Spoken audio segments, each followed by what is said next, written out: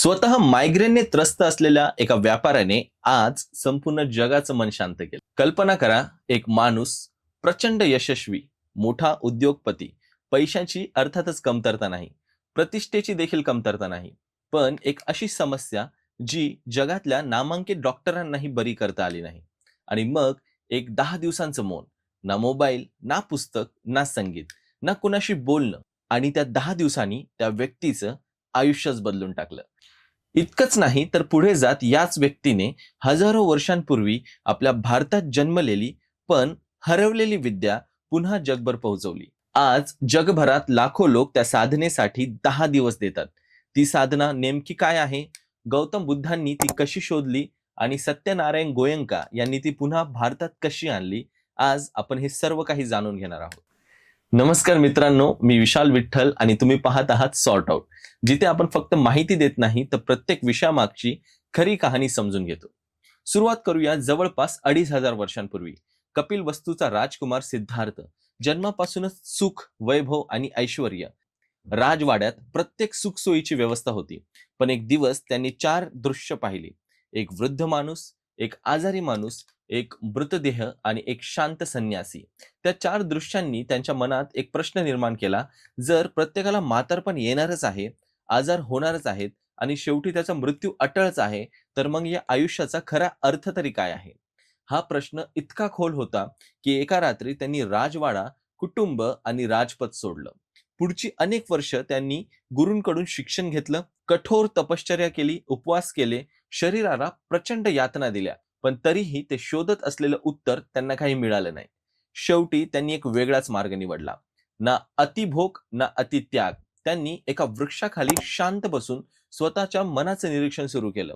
अनेक दिवसांच्या अखंड साधनेनंतर त्यांना जे सत्य समजलं त्यालाच पुढे जगाने बुद्धत्व म्हणून ओळखलं आणि त्या अनुभवातून जन्माला आली विपश्यना. विपश्यना म्हणजे नेमकं काय? वि म्हणजे विशेष आणि क्षणा म्हणजे पाहणं, म्हणजेच वास्तवाला जसं आहे तसं पाहणं. कोणतीही कल्पना न करता, कोणताही मंत्र न म्हणता आणि कोणतीही पूजा न करता, फक्त स्वतःच्या श्वासाने स्वतःच्या शरीरात निर्माण होणाऱ्या संवेदनाचं आणि स्वतःच्या मनाचं शांतपूर्ण निरीक्षण करणं. म्हणूनच विपश्यना ही श्रद्धेपेक्षा अनुभवावर आधारित साधना मानली जाते. गौतम बुद्धांनी कधीच असं सांगितलं नाही की माझ्यावर विश्वास ठेवा. उलट ते म्हणाले, स्वतः अनुभव घ्या. जर अनुभवातून सत्य वाटलं तरच ती स्वीकारा. हीच गोष्ट विपश्यनेला इतर आध्यात्मिक पद्धतींपेक्षा वेगळी बनवते. कारण इथे कोणालाही काहीही मान्य करायला भाग पाडलं जात नाही. इथे फक्त स्वतःला ओळखायला शिकवलं जातं. पण एक प्रश्न निर्माण होतो, जर ही विद्या इतकी मौल्यवान होती तर मग ती भारतातून हरवली कशी आणि हजारो वर्षांनंतर पुन्हा भारतात परत कशी आली? त्या प्रश्नांचं उत्तर मिळतं इतिहासाच्या पुढच्या प्रवासामध्ये. 2500 वर्षांपूर्वी गौतम बुद्धांनी शोधलेली ही साधना पुढची अनेक शतकं भारतात फुलत राहिली. नालंदा, तक्षशिला, विक्रमशिला यांसारख्या विद्यापीठांमध्ये तिचा अभ्यास केला जायचा. हजारो भिक्षू आणि गृहस्थ या साधनेचा सराव करत होते. भारत हा केवळ ज्ञानाचा देश नाही तर मनाचं विज्ञान शिकवणारा देश म्हणूनही ओळखला जात होता.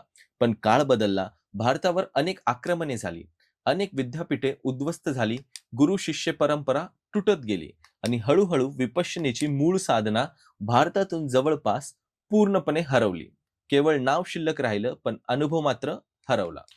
मात्र इतिहासाची एक सुंदर गोष्ट अशी असते की काही मौल्यवान गोष्टी कधीच पूर्णपणे नष्ट होत नाही.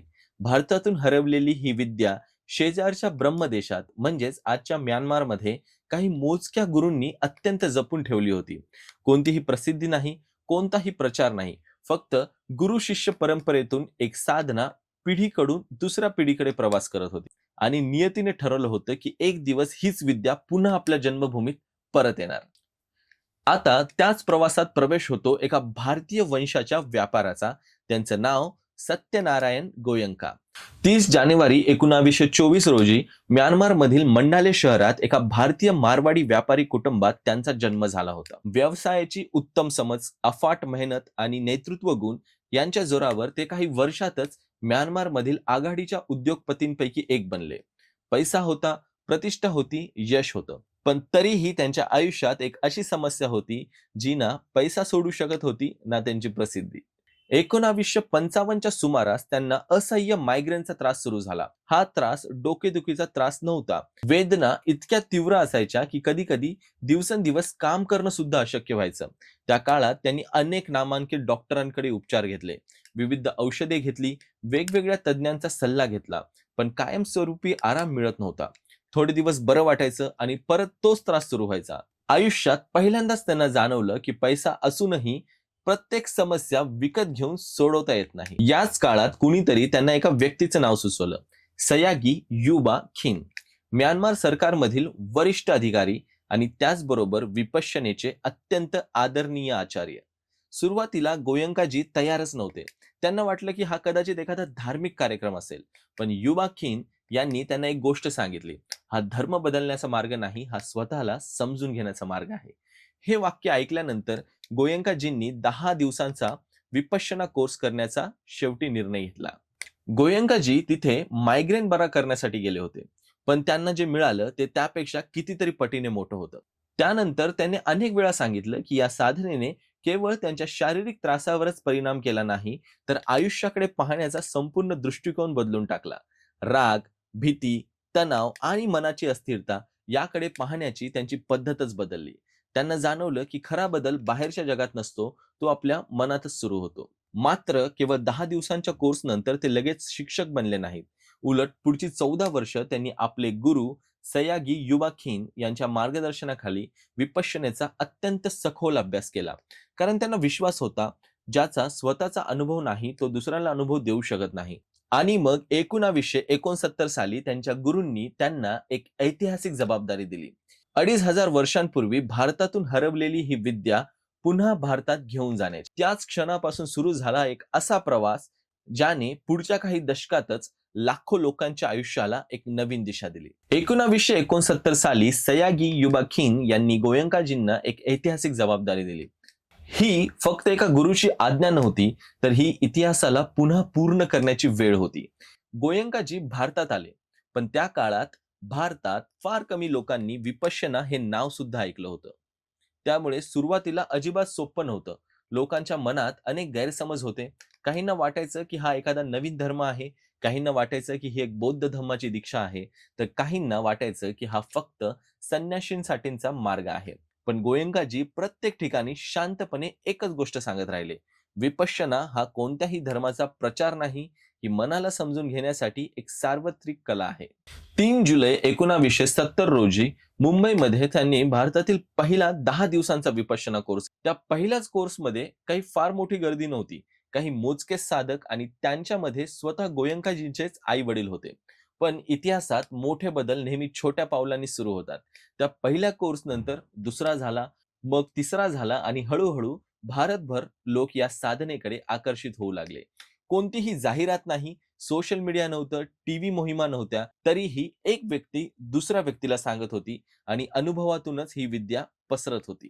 1976 साली नाशिक जवळ इगतपुरी येथे धम्मगिरी या पहिल्या मोठ्या कायमस्वरूपी विपश्यना केंद्राची स्थापना झाली. आज जगभरातून हजारो लोक या ठिकाणी फक्त 10 दिवस स्वतःसोबत राहण्यासाठी येतात. शांत डोंगर रांगा, साधं वातावरण, कोणताही दिखावा नाही आणि फक्त एकच उद्देश आणि केवळ एकच उद्देश, स्वतःच्या मनाला समजून घे. आज धम्मगिरी हे केवळ भारतातीलच नाही तर जगभरातील सर्वात महत्वाच्या विपश्यना केंद्रांपैकी एक मानलं जातं. यानंतर गोयंकाजीचं कार्य केवळ भारतापुरतं मर्यादित राहिलं नाही. America, Canada, England, France, Germany, Australia, Japan, Israel, Sri Lanka, Thailand अशा जगभरातील अनेक देशांमध्ये विपश्यना केंद्र सुरू झाली. आज 94 पेक्षा अधिक देशांमध्ये 300हून अधिक कायमस्वरूपी केंद्र कार्यरत आहेत. दरवर्षी लाखो लोक 10 दिवस स्वतःच्या मनाचा अभ्यास करण्यासाठी या शिबिरांमध्ये सहभाग घेतात. विशेष म्हणजे या केंद्रांमध्ये प्रवेशासाठी तुमचा धर्म, तुमची जात, तुमची भाषा, तुमचा देश किंवा आर्थिक स्थिती कधीच महत्वाची नसते. महत्वाची असते ती केवळ एकच गोष्ट, स्वतःला प्रामाणिकपणे समजून घेण्याची तयारी. इसवी सन 2000 साली मुंबईजवळ गोराई येथे ग्लोबल विपश्यना पगोडा उभारण्याचं स्वप्न प्रत्यक्षात आलं. इसवी सन 2000 साली मुंबईजवळ गोराई येथे ग्लोबल विपश्यना पगोडा उभारण्याचं स्वप्न प्रत्यक्षात आलं. हा केवळ एक भव्य घुमट नाही, तर भारतातून हरवलेल्या आणि पुन्हा भारतात परतलेल्या या प्राचीन विद्येचं प्रतीक आहे.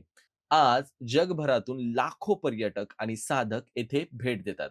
2012 साली भारत सरकारने सत्यनारायण गोयंका यांना पद्मभूषण पुरस्काराने सन्मानित केलं. पण कदाचित त्यांचा सर्वात मोठा सन्मान कोणताही पुरस्कार नव्हता, तर जगभरातील लाखो लोकांच्या आयुष्यात त्यांनी घडवलेल्या शांततेचा बदल होता.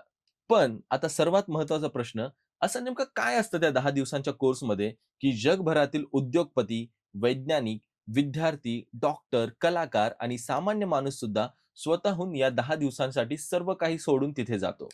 खरंच तिथे दिवसभर काय होतं? मोबाईल का दिला जात नाही? बोलण्यास का बंदी असते? आणि 10 दिवसांचे संपूर्ण वेळापत्रक नेमकं कसं असतं? आता तेच आपण समजून घेऊयात. आता येतो तो भाग ज्याबद्दल प्रत्येकाच्या मनात एक्साइटमेंट असते. विपश्यनाच्या त्या 10 दिवसात नेमकं होतं तरी काय? अनेकांना वाटतं तिथे दिवसभर ध्यानच करावं लागत असेल. काहींना वाटतं तिथे धार्मिक विधी असतील. तर काहींना वाटतं की 10 दिवस बोलायचं नाही म्हणजे अशक्यच आहे. पण प्रत्यक्ष अनुभव या सगळ्यांपेक्षा खूप वेगळा असतो. तुम्ही केंद्रात पोहोचता. सर्वात आधी तुमचा मोबाईल, तुमची घड्याळ, पुस्तकं, वही, पेन सगळं काही जमा होतं. कारण त्या 10 दिवसात तुमचं लक्ष बाहेरच्या जगावर नाही, तर स्वतःच्या मनावर असणं गरजेचं असतं. आपण रोज उठल्यापासून झोपेपर्यंत सतत काही ना काही पाहत असतो, ऐकत असतो, त्याविषयी चर्चा करत असतो, मोबाईल स्क्रोल करत असतो. पण आयुष्यात कदाचित पहिल्यांदाच अशी वेळ येते जेव्हा तुम्ही फक्त स्वतःसोबतच असता. यानंतर सुरू होतं आर्य मौन, म्हणजेच नोबल सायलेन्स. पुढचे 10 दिवस तुम्ही कोणाशीही बोलू शकत नाही. अगदी नजरेनेही संवाद साधायचा नसतो. पुरुष आणि महिलांची राहण्याची, जेवणाची आणि चालण्याची व्यवस्था सुद्धा पूर्णपणे वेगळी असते. कारण या 10 दिवसांत तुमचं संपूर्ण लक्ष केवळ आणि केवळ तुमच्या मनावर केंद्रित व्हावं. हा त्याच्या मागचा उद्देश असतो. पहाटे 4 वाजता घंटा वाजते, दिवसाची सुरुवात होते. 4:30 वाजल्यापासनं ध्यानगृहात किंवा आपल्या खोलीत बसून ध्यानधारणा सुरू होते. 6 वाजेपर्यंत साधना करायची असते. त्यानंतर तुम्हाला ब्रेकफास्टसाठी वेळ दिला जातो आणि त्यानंतर पुन्हा ध्यान. सकाळी 8 ते 11 वाजेपर्यंत.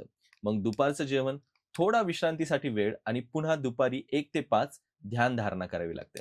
संध्याकाळी चहा आणि लिंबू पाणी. नव्या विद्यार्थ्यांसाठी फक्त फळे आणि पुढे रात्रीपर्यंत ध्यान.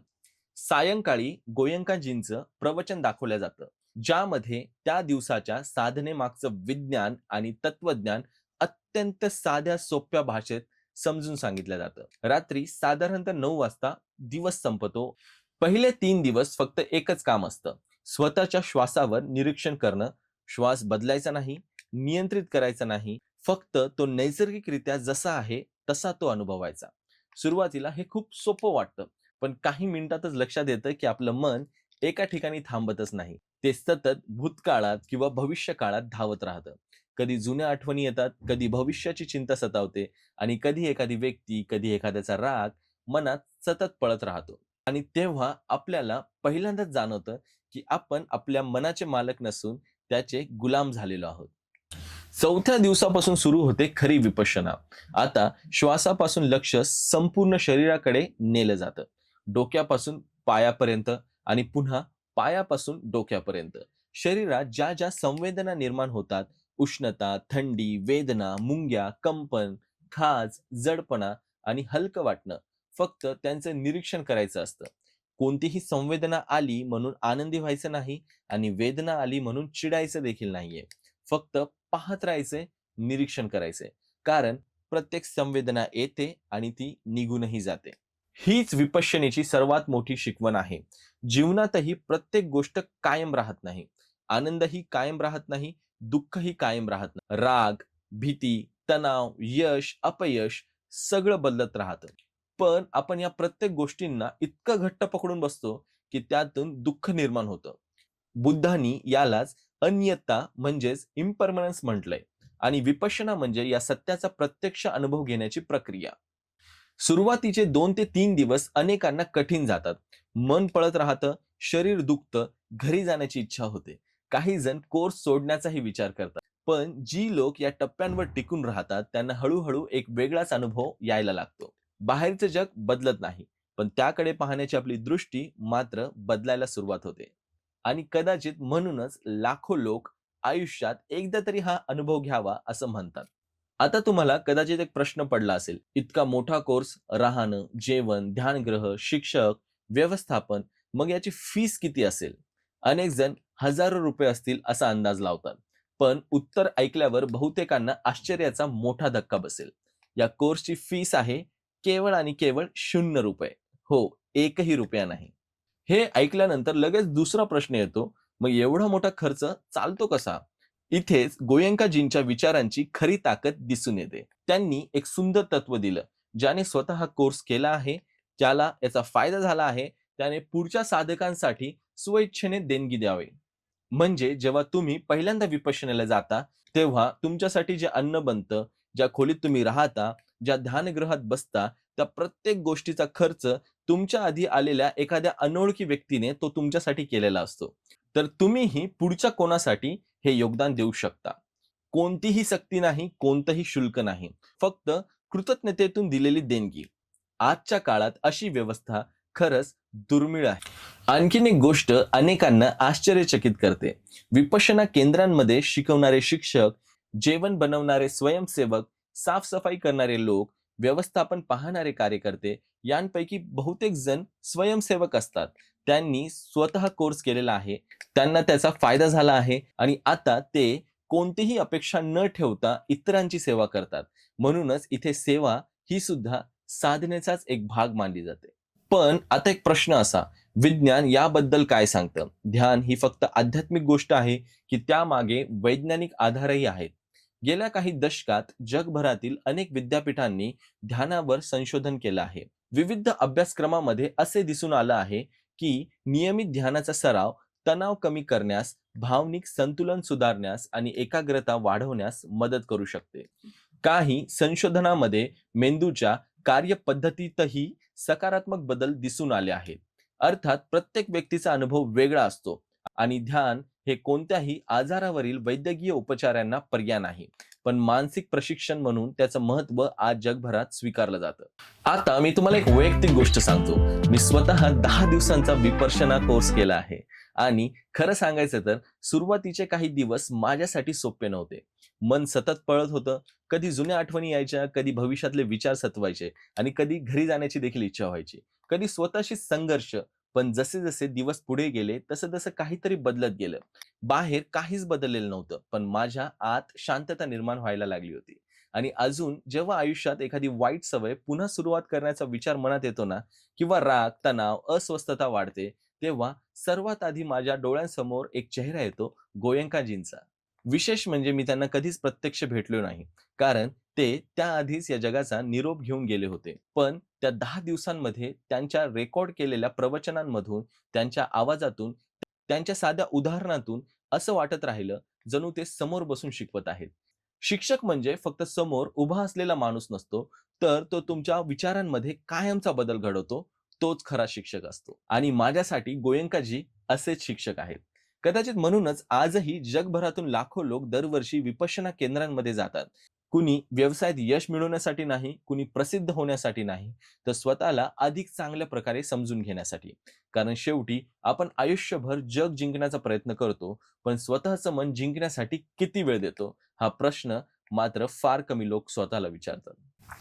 आज सत्यनारायण गोयंका आपल्यात नाहीत. 29 सप्टेंबर 2013 रोजी त्यांनी या जगाचा निरोप घेतला. पण काही माणसं शरीराने जातात, विचारांनी नाही. गोयंकाजींनी पेटवलेली ही ज्योत आजही जगभर तेवत आहे. रोज हजारो लोक त्यांच्या आवाजातलं तेच प्रवचन ऐकतात, तेच मार्गदर्शन घेतात आणि स्वतःच्या आयुष्यात बदल घडवण्यासाठी प्रयत्न करतात. एका व्यापाऱ्याने स्वतःच्या वेदनेतून सुरू केलेला हा प्रवास आज लाखो लोकांच्या आयुष्यात शांततेचा मार्ग बनला आहे. या संपूर्ण प्रवासात मला सर्वात मोठी गोष्ट काय वाटते माहितीये का? गौतम बुद्धांनी कधीच असं सांगितलं नाही की माझ्यावर विश्वास ठेवा. त्यांनी नेहमी एकच गोष्ट सांगितली, स्वतः अनुभव घ्या आणि मगच स्वीकारा. म्हणूनच विपश्यनेमध्ये कोणालाही तुमचा धर्म बदलायला म्हणूनच विपश्यनेमध्ये कुणालाही तुमचा धर्म बदलण्यासाठी सांगितलं जात नाही. कोणतीही पूजा नाही, कोणतेही मंत्र नाही, कोणतीही अंधश्रद्धा नाही. फक्त स्वतःच्या मनाचा अभ्यास. म्हणूनच आज हिंदू, बौद्ध, मुस्लिम, शीख, ख्रिश्चन अगदी कोणताही धर्म मानणारे लोक सुद्धा या साधनेत सहभागी होतात.